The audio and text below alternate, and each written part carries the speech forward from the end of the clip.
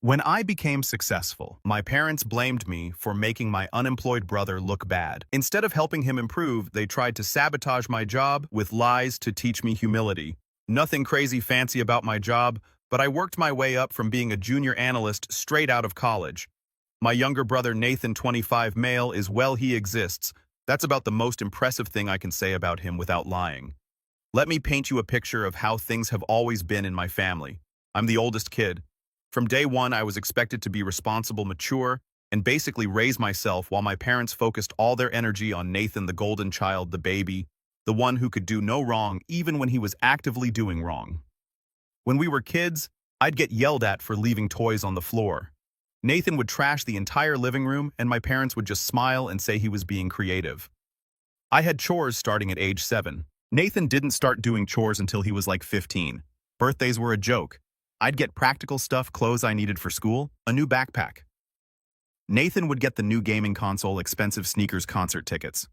One year I got a graphing calculator for my birthday. I was 14.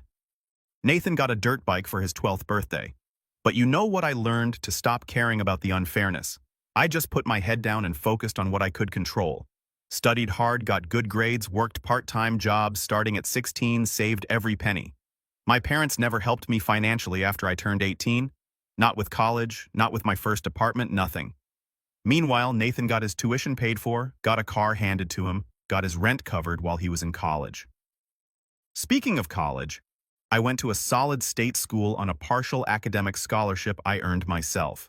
Worked 20 hours a week, graduated in 4 years with a degree in finance and a 3.7 GPA.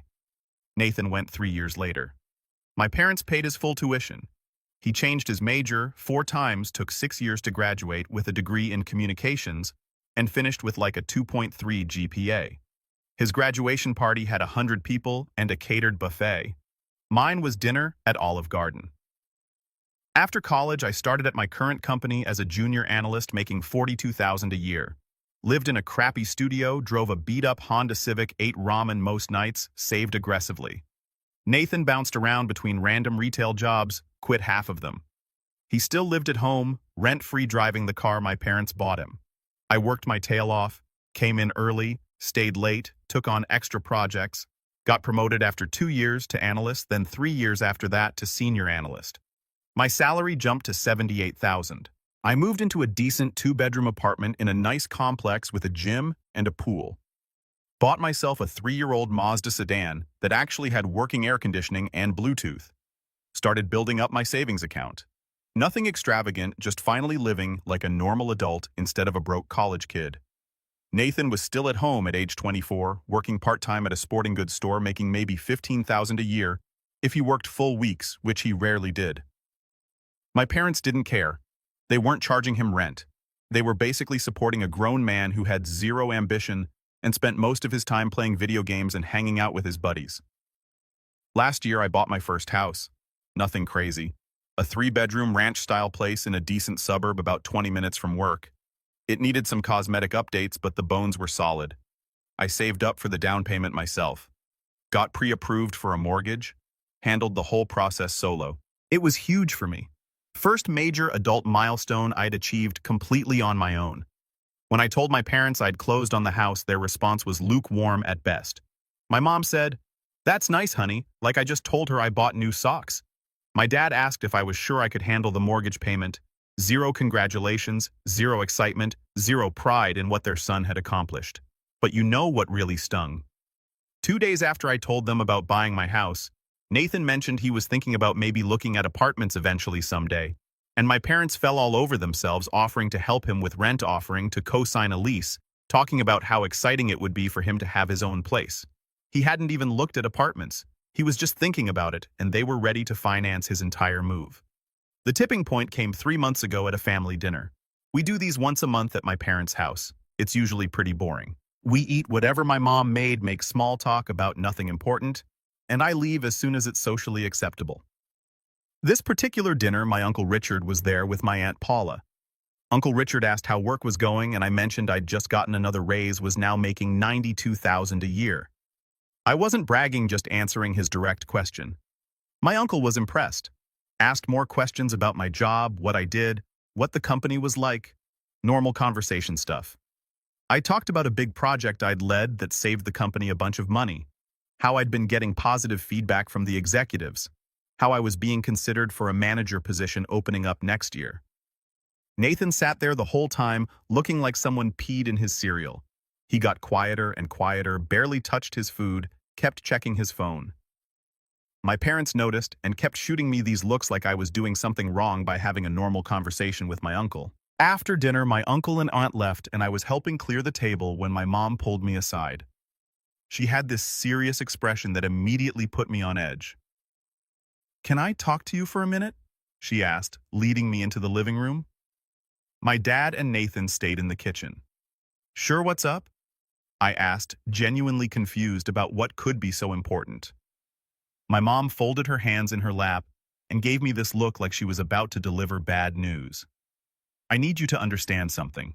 The way you talked about your job tonight, it made Nathan feel really bad about himself." I actually laughed because I thought she was joking. She wasn't smiling. "Wait, you're serious?" I asked. "Yes. Nathan is going through a hard time right now trying to figure out his career path. He doesn't need to hear about how successful you are. It just makes him feel worse about where he is in life." I stared at her. "Uncle Richard asked me about work." I was answering his question. "You could have been more modest about it. You didn't need to go into so much detail about your raise and your promotion prospects. You know Nathan's struggling. Nathan's struggling because he works 15 hours a week at a retail job and lives at home for free," I said, trying to keep my voice level. "That's not my fault. That's exactly the kind of attitude I'm talking about." My mom said, her voice getting sharper. "You need to be more sensitive to your brother's feelings. Not everyone is as career-driven as you are. Some people need more time to find their path. He's 25, Mom. He's had plenty of time, and I'm not going to apologize for working hard and being successful." She sighed like I was being difficult. "I'm just asking you to maybe tone it down a little bit. When we have family gatherings, you don't need to talk about your accomplishments so much. It creates tension." Creates tension. Me answering questions truthfully creates tension. "You're making your brother feel inadequate," she said flatly. "I'm asking you as his older brother to be more considerate. Is that really so much to ask?" I sat there processing what she was actually saying. My own mother was asking me to hide my success to protect my adult brother's feelings. Not encourage him to do better, not push him to get his life together, just make sure I didn't remind him that he was going nowhere by being visibly successful myself. "So what do you want me to do?" I asked. "Lie about my job, pretend I work at a gas station, quit and work part-time retail, so Nathan doesn't feel bad?" "Don't be dramatic," my mom snapped. "I'm just asking for some discretion, some humility. You don't need to constantly remind everyone how well you're doing." I mentioned it once because Uncle Richard directly asked me. "That's not constantly reminding anyone." Well, it was uncomfortable for Nathan, and I'd appreciate it if you'd be more thoughtful going forward. I stood up. "I'm going to head out. You're leaving already? We haven't had dessert yet." "Yeah, I think I'm done here," I said, grabbing my jacket from the coat rack. My dad came out from the kitchen. "Everything okay?" "Just great," I said. "Mom just told me I'm too successful, and it hurts Nathan's feelings, so I should probably hide my accomplishments from now on." Real supportive stuff. My dad's face did this weird thing where I could tell he knew exactly what my mom had said, and agreed with her, but didn't want to admit it out loud. "Your mother's just trying to keep the peace by asking me to pretend I'm not doing well." That's keeping the peace. "Nobody's asking you to pretend anything," my dad said, but his tone said otherwise. "We just think it might be better if you were a little less vocal about your career." Vocal. Right, got it. I headed for the door. Nathan appeared from the kitchen looking smug as hell. He knew exactly what had just gone down and was eating it up. Later, I said to no one in particular, and left. I sat in my car for a few minutes processing how messed up that interaction was. My parents weren't proud of me. They saw my success as a problem. The next week, I volunteered to lead 2 more high-profile projects at work. Stayed late, came in on Saturdays, put together presentations that were some of my best work. Started networking more aggressively, positioning myself for management. At the next family dinner, I talked about everything I was working on. My mom's face got tighter with every word. Nathan excused himself halfway through. My dad tried to change the subject twice. 2 weeks later, I found out I'd gotten the manager promotion. My new title was finance manager, and my salary jumped to $112,000. I was over the moon. This was huge. This was everything I'd worked toward. I called my parents to tell them. My mom answered. Hey, Mom. I got some great news. I got promoted to manager. Pretty big raise, too. Silence on the other end. Mom, that's good, honey.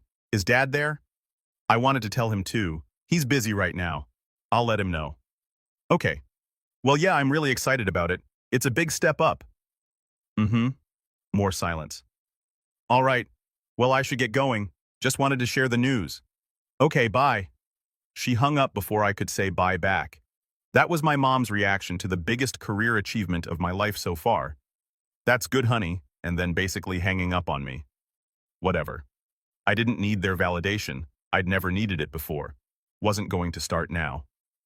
The following month at family dinner, I showed up in the new car I just leased, a really nice Audi sedan.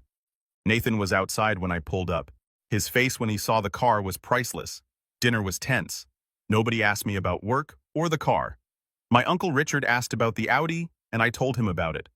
My parents looked like they wanted to be anywhere else. After dinner, I was getting ready to leave when my mom followed me outside to my car. We need to talk, she said, arms crossed. About what? This needs to stop, she said, gesturing vaguely at my car, and apparently my entire existence. You're rubbing your success in Nathan's face. I drove a car to a family dinner. That's rubbing it in his face. You knew he'd see it. You knew it would make him feel bad. You could have driven your old car? I actually laughed out loud. You want me to drive a worse car so my brother doesn't feel bad about himself? Are you hearing yourself right now? I'm hearing a son who's become arrogant and inconsiderate, she shot back. You're not the person I raised. The person you raised, Mom. You barely raised me. You were too busy making sure Nathan had everything he ever wanted while I scraped by on my own. I worked for everything I have, every single thing. And now that I'm finally doing well, you want me to hide it because Nathan can't handle the fact that he's accomplished nothing. Her face went red. How dare you speak to me that way? I'm speaking the truth. Nathan's going nowhere because you and Dad have enabled him his entire life. He has no ambition, no work ethic, no drive because he's never had to develop any of those things. You've given him everything and expected nothing. That's not my fault. Nathan is going through a difficult time, she said, voice shaking. He's trying to figure things out. The last thing he needs is his brother flaunting his success every chance he gets. I'm not flaunting anything. I'm living my life. If that makes Nathan uncomfortable, he should probably do something about his own life instead of expecting me to pretend mine isn't going well. You've changed, she said quietly. You used to be humble. I used to be invisible. I corrected her. There's a difference. I got in my car and drove home, leaving her standing in the driveway. The next few weeks were quiet. I didn't hear from my parents except for the standard monthly reminder about the upcoming family dinner. I almost didn't go, but I figured, why let them run me off from the family? Plus, my Uncle Richard was cool, and I actually enjoyed talking to him. The dinner started normally. My mom was cold but civil. My dad barely acknowledged me. Nathan looked miserable as usual. Uncle Richard asked how the new job was going, and I told him it was great. I was managing a team of 3 analysts, now working on even bigger projects, getting to present directly to the CFO regularly. My mom excused herself from the table and went to her room. My dad gave me a dirty look like I'd said something terrible. I'd literally just answered a question about my job. Whatever. I finished dinner, talked with my uncle about some investment strategies he was curious about, and left around 8. That's when things took a really weird turn. 2 days later, I got called into my boss's office first thing in the morning. His name is Glenn, and he's usually a pretty laid-back guy, but when I walked in, he looked uncomfortable. Close the door, he said. I sat down, heart starting to race a little. This didn't feel like a normal meeting. I got a very strange phone call yesterday afternoon, Glenn said, leaning back in his chair. From a woman claiming to be your mother. My stomach dropped. What? She called the main office line, got transferred around until she reached me, said she was your mother and had some concerns she needed to discuss about your behavior at work. I couldn't believe what I was hearing. What kind of concerns? Glenn sighed. She claimed you'd been bragging to family members about stealing credit for other people's work, said you'd been lying about your accomplishments, and that we should know you're not actually responsible for the success you've been claiming. I felt like I'd been punched in the gut. That's completely false. Every single thing I've worked on is documented. Every project, every presentation, every deliverable. You know that. You've reviewed all of it. I know, Glenn said. That's why this was such a bizarre call. She also claimed you'd been harassing coworkers and creating a hostile work environment, which is obviously not true because we've had zero complaints about you. If anything, your team loves working with you. I can't believe she called my work, I said, genuinely shocked. Why would she do that? Glenn shrugged. I was hoping you could tell me. She seemed very convinced you were misrepresenting yourself, said she was concerned the company was being deceived. I didn't even know how to finish that sentence. My own mother called my boss to try to sabotage my career because my success made her other son feel bad. Look, Glenn said I told her we had no concerns about your performance and that all our employees' work is thoroughly documented and reviewed. She didn't seem satisfied with that answer and implied she might escalate to someone higher up. I wanted to give you a heads up in case she tries to contact our HR department or someone in the executive team. I'm so sorry, I said. This is completely out of line and inappropriate. I'll handle it. Do you need to take some personal time to deal with family stuff? Glenn asked, and I could tell he was genuinely concerned. No, I'm fine. I'll make sure this doesn't happen again. For what it's worth, Glenn said, as I stood to leave, you're one of our strongest performers. Whatever family drama is happening, it doesn't reflect on your work here. Everyone knows the quality of what you produce. I thanked him and went back to my desk, but I couldn't focus on anything. I kept replaying the conversation in my head. My mother had actually called my workplace to try to destroy my career. This wasn't just asking me to tone down my success. This was active sabotage. I waited until lunch to call her. She answered on the third ring. Hi, honey. Did you call my boss? I cut her off. Silence. Answer me. Did you call my workplace and tell them I was lying about my work? I don't know what you're talking about, she said, but her voice wavered. Yes, you do. My boss told me about your phone call, about how you claimed I was stealing credit and harassing people, about how you tried to get me fired. I didn't try to get you fired, she said defensively. I just thought they should know the truth about how you really act. The truth. What truth? That I work hard and do my job well. That's the truth. Everything I've accomplished is real and documented. You tried to sabotage me with lies. You've been insufferable lately, she snapped, constantly bragging, showing off, making Nathan feel terrible about himself. Someone needed to knock you down a few pegs. So you tried to get me fired. That was your solution. Call my employer with made-up accusations. They weren't made up. You've been taking credit for things. Stop lying, I said, my voice getting louder. You don't know anything about my work. You don't know what I do or what I've accomplished because you've never bothered to ask. You just decided that because Nathan's life isn't going anywhere, mine shouldn't either. That's not fair, she said, voice getting shrill. I'm your mother. I was trying to teach you some humility by trying to destroy my career. That's not teaching humility. That's sabotage. You know what? We're done. Don't call me. Don't contact my work again. Don't show up at my house. We're done. You can't talk to me that way. I'm your mother and you're supposed to be proud of your son when he succeeds, not try to tear him down because it hurts your favorite's feelings. Lose my number. I hung up before she could respond. My hands were shaking. I'd never spoken to my parents like that before, never stood up to them so directly, but enough was enough. She'd crossed a line that couldn't be uncrossed. My phone started ringing immediately. My mom, then my dad, then my mom again. I declined every call. Then the text started. Mom, you're being ridiculous. Call me back so we can discuss this like adults. Dad, your mother is very upset. This is no way to treat your parents. Nathan? Dude? What did you say to Mom? She's crying. I blocked all 3 numbers. The rest of that week was weird. I kept expecting my mom to show up at my office or call Glenn again, but nothing happened. I stayed focused on work, tried to push the whole mess out of my mind. Friday afternoon, my Uncle Richard called me. We'd exchanged numbers a few months back when he wanted some financial advice. Hey, got a minute? He asked. Yeah, what's up?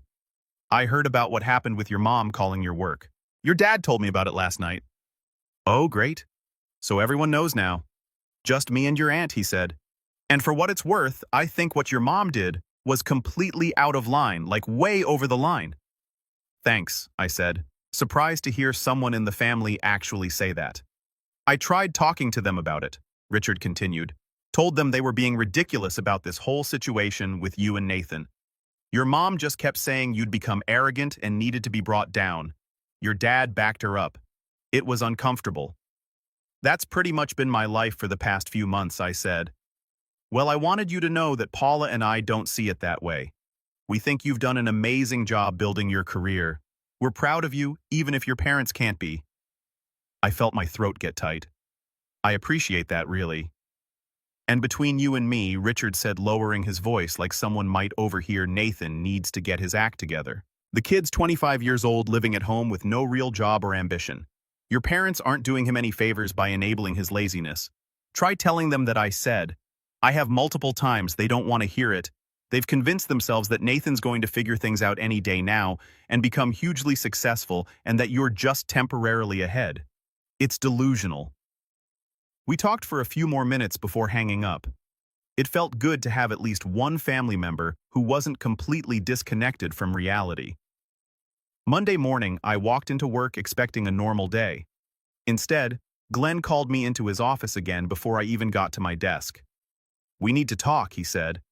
And I felt that same stomach drop sensation from the previous week. Did my mom call again? I asked as I sat down. No, but our HR director got an email from her on Friday. A long email detailing multiple accusations about your behavior, your work performance, claiming you're a fraud who's been manipulating management. It was honestly kind of unhinged. You've got to be kidding me. I wish I was, Glenn said. HR forwarded it to me and asked me to address it. I had to pull your entire performance file document, every project you've worked on, compile all the positive feedback from your team and from other departments. Basically had to prove that you're not making up your accomplishments. I'm so sorry, I said, mortified. This is completely insane. I don't know why she's doing this. The HR director wants to meet with you tomorrow. Nothing to worry about. It's just standard procedure when we get complaints. You're not in trouble. We just need to document everything formally in case your mother escalates this further. Escalates to what? Glenn shrugged. I don't know. Maybe legal action. She mentioned in her email that she was considering contacting an attorney about your fraudulent behavior. It's all pretty wild. I met with HR the next day. The director, Lisa, was incredibly understanding. I explained the family situation, how my mother was upset about my success because it made my younger brother feel inadequate, how she'd first asked me to hide my accomplishments and then tried to sabotage my career when I refused. Lisa took notes, asked clarifying questions, and then showed me a printed copy of the email my mom had sent. It was 3 pages long, single-spaced, filled with accusations that ranged from exaggerated to completely fabricated. She claimed I'd lied about leading projects that I'd actually just participated in. False. I had documentation proving I was the lead on every project I'd claimed. She claimed I'd taken credit for other analysts' work. False. My team members had all submitted feedback praising my leadership and giving me credit for my contributions. She claimed I'd manipulated metrics to make my performance look better. False. All metrics were verified and reviewed by multiple levels of management. She claimed I'd been rude and dismissive to coworkers. False. I had dozens of positive peer reviews and 0 complaints filed against me. It went on and on. Every accusation was completely unfounded and easily disproven. But the fact that my own mother had spent the time to write this elaborate hit piece against me was disturbing. I need to ask, Lisa said carefully. Is there any truth to any of these accusations, even partially? No, I said firmly. None of it. You can verify everything I've said. Check with my team. Check with other departments. Look at all my project documentation. It's all there. Lisa nodded. We did. That's why this meeting is so straightforward. If there was even a hint of truth to these claims, we'd be having a very different conversation. But everything checks out completely.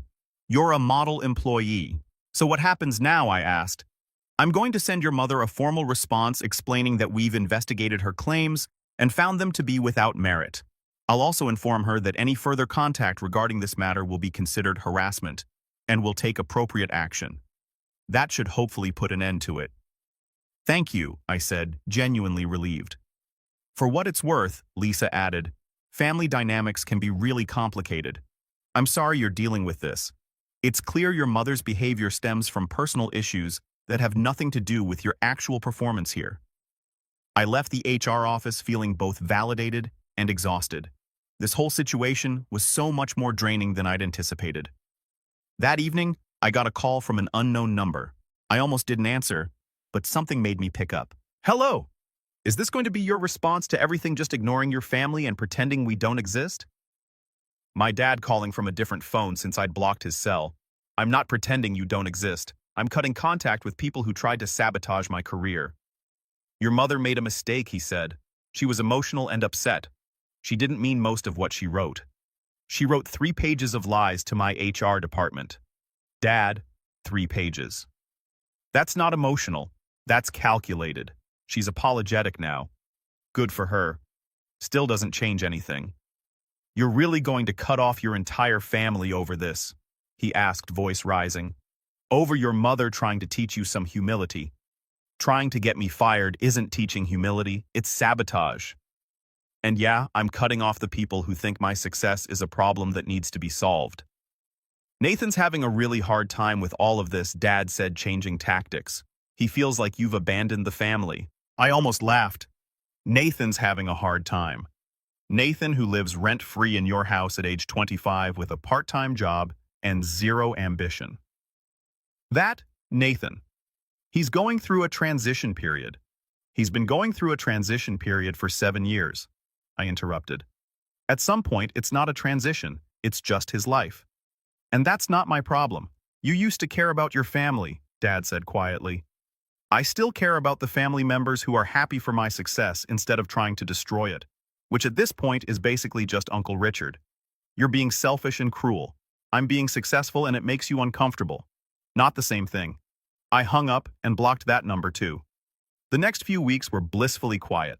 No calls from my parents, no emails to my workplace, no unexpected visits. I threw myself into work, continued excelling at my job, and started actually enjoying my life without the constant undercurrent of family drama. Then Uncle Richard called again. Hey, just wanted to give you an update on the family situation, he said. Do I want to hear this? I asked. Probably not, but you should know anyway. Your mom's been telling people you've cut off the family for no reason. She's playing the victim hard. Says you rejected her help and guidance, and now you won't speak to her. Her help and guidance being trying to get me fired. She's not mentioning that part, Richard said dryly. She's spinning it like she gave you some constructive feedback about being more humble and you overreacted by cutting everyone off. Of course she is. Your dad's backing her up completely.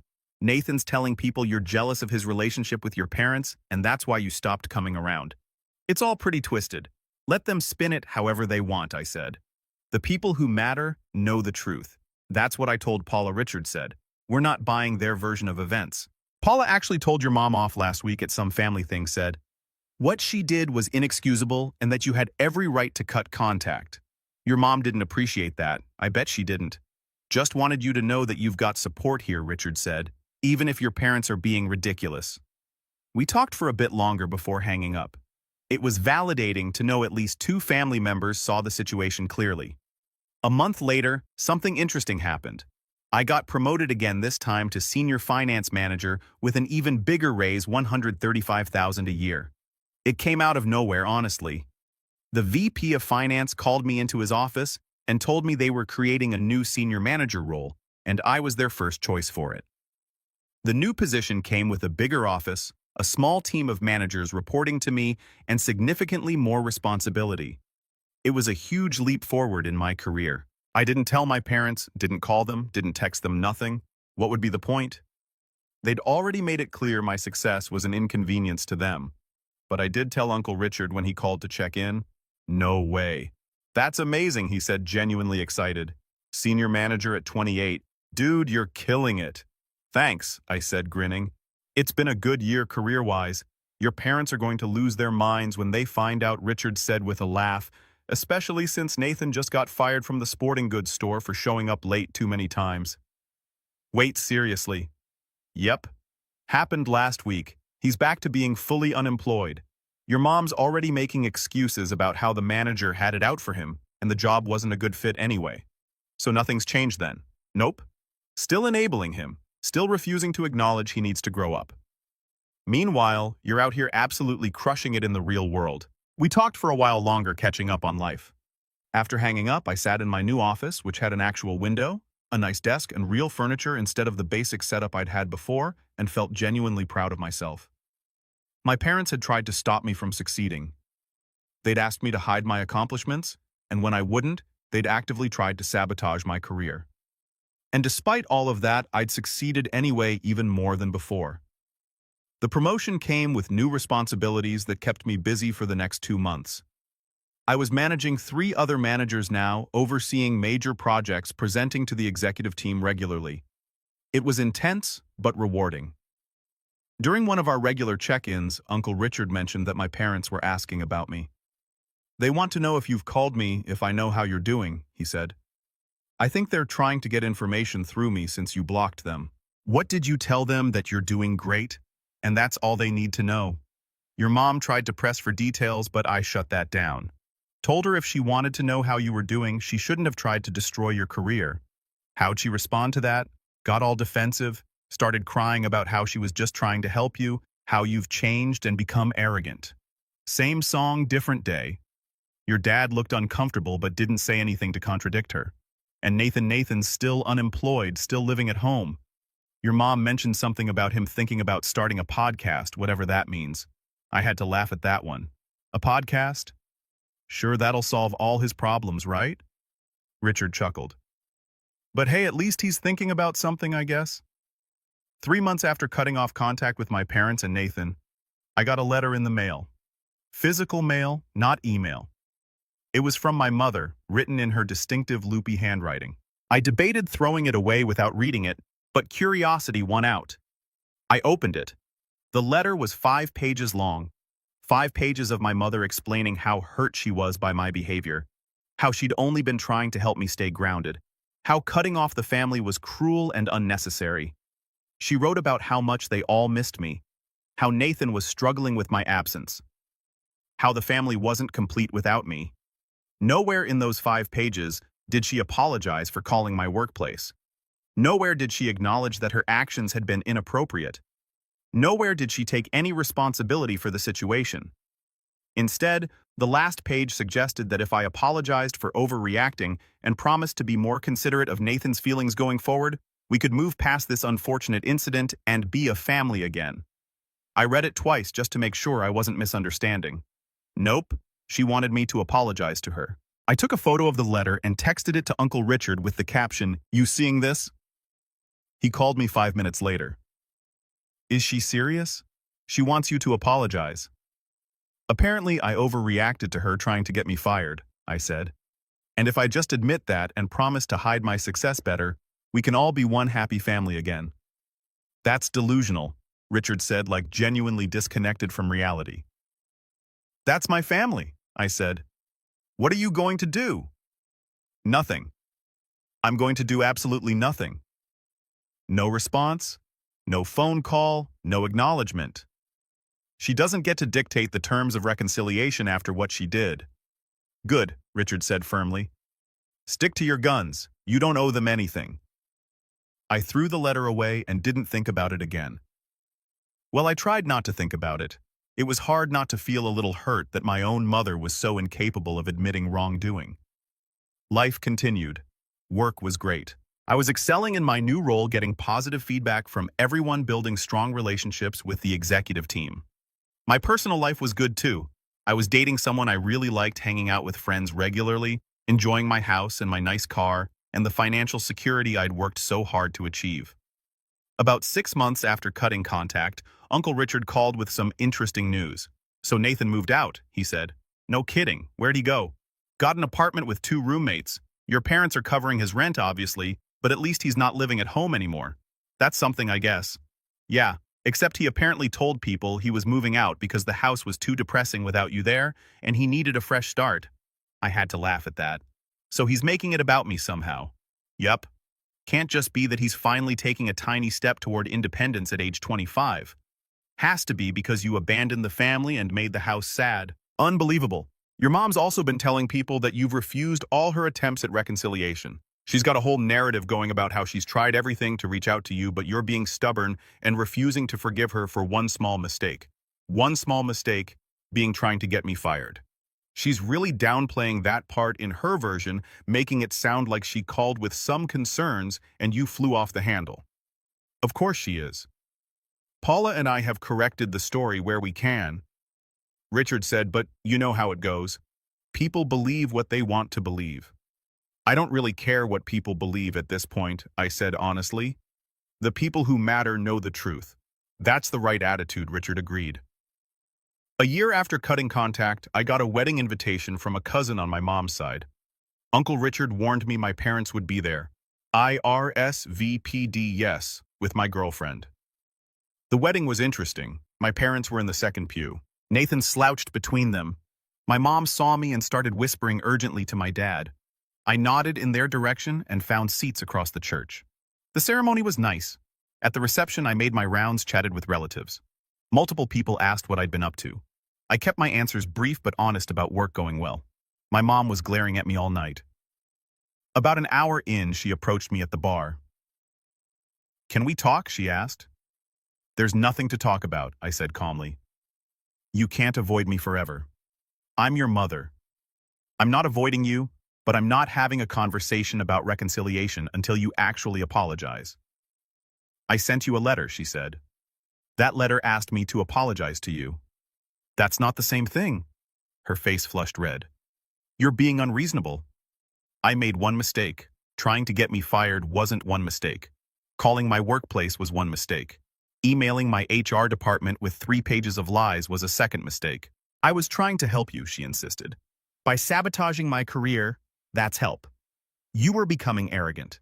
Someone needed to humble you. And there it is. You still think you were right. Until that changes, we have nothing to talk about. I walked away. My mom didn't approach me again, but I caught her crying later. The rest of the evening was actually enjoyable. When my parents left early, the atmosphere got lighter. 2 years after cutting contact with my parents, I'm now 30 years old, and a director of finance got promoted again 6 months ago, now making $170,000 a year. I bought a bigger house in a nicer neighborhood, upgraded to a newer Audi, and started actually enjoying the fruits of my labor instead of constantly worrying about money. I'm still with the same girlfriend from the wedding, and we're talking about getting engaged soon. Life is genuinely good. Uncle Richard keeps me updated on the family. Nathan's still bouncing between jobs at 27, still living in the apartment my parents pay for. My parents are still making excuses for him. My mom still asks Richard about me. He gives her the bare minimum. He said she cried when she found out about my most recent promotion. Not happy tears, upset tears. My dad's tried reaching out through other relatives with casual tell him to call me messages that I've ignored. He's never acknowledged what my mom did was wrong.